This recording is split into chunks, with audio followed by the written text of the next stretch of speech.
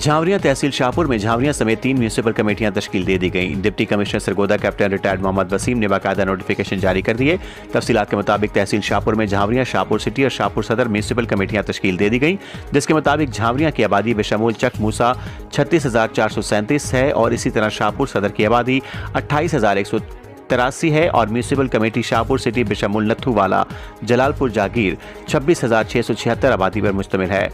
यूं तहसील शाहपुर की सबसे बड़ी म्यूनिसिपल कमेटी बिलिहाज आबादी झावरिया ने इलाके के मुअज़्ज़िज़ीन, सियासी समाजी हलकों ने झावरिया को म्यूनिसिपल कमेटी का दर्जा मिलने पर मुसरत का इजहार किया और कहा कि मौजूदा स्टेटस मिलने के बाद अंदाजा लगाया जा सकता है कि अरसा दराज से झावरिया शहर को नजरअंदाज किया जाता रहा। इत्तेहादुल उलमा झावरिया के रहनुमाओं ने इस मौजू पर सूरत हाल से आगाही और मुस्तकबिल के लाहे अमल के बारे में आगाह करने का ऐलान किया। रिपोर्ट जफर अब्बास, तहसील रिपोर्टर, शाहपुर झावरिया।